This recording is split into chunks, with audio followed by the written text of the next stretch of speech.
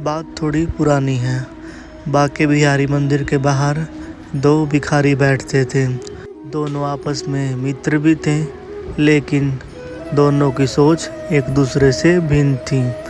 उन दोनों में से जो एक था वो बिहारी जी पर बहुत ज़्यादा विश्वास करता था कि जिस चीज़ के योग्य मैं होऊंगा भगवान मुझे अवश्य देंगे। जो दूसरा था उसका मानना था कि भगवान तो मंदिर में बैठ के केवल हंसते रहते हैं, उन्हें हम भिखारियों से कोई मतलब नहीं होता। इसलिए वो लोगों से उम्मीद रखता था कि भीख तो मुझे लोग देकर जाते हैं, बिहारी जी थोड़ी ना आते हैं। अब बिहारी जी उन दोनों के साथ जो चमत्कार करते हैं यह आप भी सुनिए। हरे कृष्णा, राधे राधे। मेरे YouTube चैनल में आपका स्वागत है। आशा करता हूँ आप सब खुश होंगे, मंगल होंगे। बहुत समय पहले की बात है। वृंदावन बांके बिहारी मंदिर के बाहर दो भिखारी बैठते थे। उन दोनों में से एक जो बिहारी जी पर अत्यंत विश्वास करता था, दूसरा वो जो लोगों पर विश्वास करता था कि भीख तो मुझे लोग देंगे, बिहारी जी थोड़ी ना मुझे धनवान बनाएंगे। ऐसे ही धीरे धीरे समय निकलता रहता है। अब बिहारी जी के मंदिर में राजा नाम का एक लड़का हर रोज़ बिहारी जी के दर्शन करने आया करता था। वह लड़का काफ़ी धनवान था। हर रोज़ वह लड़का बिहारी जी के दर्शन करने के बाद मंदिर की सीढ़ियों में बैठा करता था। तो वह दोनों भिखारी भी सीढ़ियों के पास ही बैठते थे। तो वह लड़का हर रोज़ उन दोनों को देखता था। अब जैसे ही राजा मंदिर की सीढ़ियों में बैठता तो उन दोनों में से एक भिखारी उठकर हर रोज़ राजा के पास आता। अब जैसे ही राजा कुछ पैसे निकाल कर उस भिखारी को देता तो वह भिखारी बोलता, प्रभु मुझे इतना दान दीजिए कि मुझे सारी उम्र भीख मांगने की ज़रूरत न पड़े। क्योंकि कम पैसे वह भिखारी कभी भी नहीं लेता था। लेकिन हर रोज़ राजा एक बात भी नोटिस करता था कि हमेशा यह एक ही उठकर आता है, दूसरा कभी कुछ लेने के लिए क्यों नहीं आता। तो एक दिन राजा उस भिखारी से पूछ ही लेता है कि भैया आप कभी भी किसी से भीख नहीं मांगते, ऐसा क्यों। तो वह भिखारी उन्हें बोलता है कि इसको बिहारी जी पर पूरा विश्वास है कि एक दिन बिहारी जी इसको धनवान बना देंगे और इसके घर की स्थिति ठीक हो जाएगी।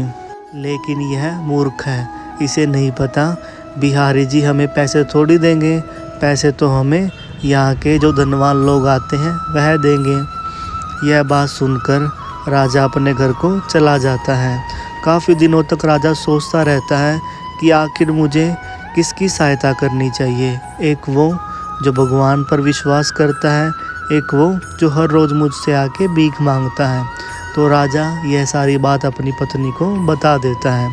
उसकी पत्नी यह बात सुनकर अपने पति को बोलती है कि आप उसकी सहायता कीजिए जो हर रोज़ आपसे भीख मांगता है, क्योंकि जिसको भगवान पर विश्वास है उसकी सहायता तो भगवान अपने आप ही कर देंगे। जो आप पर विश्वास करता है आप उसकी सहायता करें। तो राजा इस बात से सहमत हो जाता है। वह अपनी पत्नी को बोलता है कि तुम कल सुबह उठकर खीर बना देना। तो अगले ही दिन राजा की पत्नी सुबह उठकर खीर बना देती है और खीर के नीचे राजा कुछ स्वर्ण मुद्राएं रख लेता है और ऊपर से खीर डाल देता है कि जब भिखारी खीर खाएगा और नीचे स्वर्ण मुद्राएं दिखेगा तो बहुत ही ज़्यादा खुश हो जाएगा। अब राजा मंदिर में जाता है, बिहारी जी के दर्शन करता है और जैसे ही मंदिर के बाहर आता है, जैसा उसकी पत्नी ने और उसने सोचा था वह उसी भिखारी की मदद करते हैं जो हर रोज़ राजा से मदद मांगा करता था। अब राजा हर रोज़ की तरह सीढ़ियों में बैठ जाता है। तो वह भिखारी फिर से उनके पास आता है। तो राजा बोलता है, दोस्त आओ आज तुम खीर खाओ, मैं तुम्हारे लिए खीर लेकर आया हूँ। खीर पाकर वह भिखारी थोड़ा सा खुश होता है, फिर सोचता है कोई बात नहीं, आज खीर दी है कल को यह मुझे पैसे भी देंगे।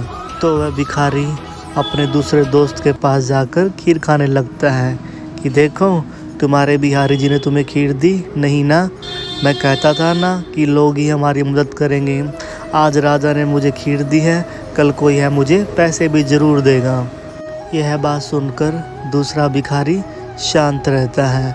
अब जैसे ही वह भिखारी खीर खाता है, खीर खाते खाते उसका पेट भर जाता है, तो वह बोलता है लो थोड़ी तुम भी खा लो। तो दूसरा भिखारी उससे खीर लेकर रख लेता है कि मैं घर जाकर आराम से खाऊंगा। अब जैसे ही वह भिखारी अपने घर जाकर खीर खाता है, जो राजा ने स्वर्ण मुद्राएं खीर के अंदर रखी थी वह उस भिखारी को मिल जाती हैं। तो वह भिखारी को बहुत बहुत धन्यवाद करता है।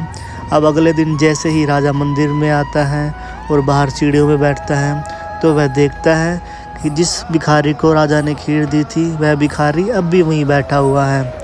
यह सब देखकर राजा उससे पूछता है कि तुम आज भी यहाँ बैठे हो और तुम्हारा दूसरा दोस्त कहाँ गया, तुमने खीर खाई या नहीं?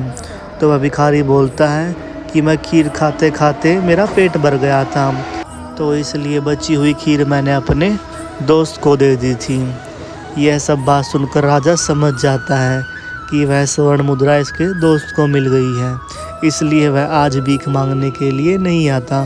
फिर राजा को अपनी गलती का एहसास होता है कि देने वाला मैं कौन होता हूँ। जैसी बिहारी जी की इच्छा हुई, बिहारी जी ने स्वर्ण मुद्राएं इसके मित्र के पास पहुँचा दी। और कोई किसी का भाग्य नहीं बदल सकता, जिसके भाग्य में जो होता है वह उसे मिलकर ही रहता है। तो दोस्तों बोलिए श्री कुंज बिहारी श्री हरिदास। आज के लिए बस इतना ही। यदि अगर आपको मेरी वीडियो अच्छी लगी है तो वीडियो को लाइक कीजिए, चैनल को सब्सक्राइब कीजिए और राधे राधे कमेंट ज़रूर करें। मिलते हैं अगली वीडियो में, तब तक के लिए हरे कृष्णा, राधे राधे।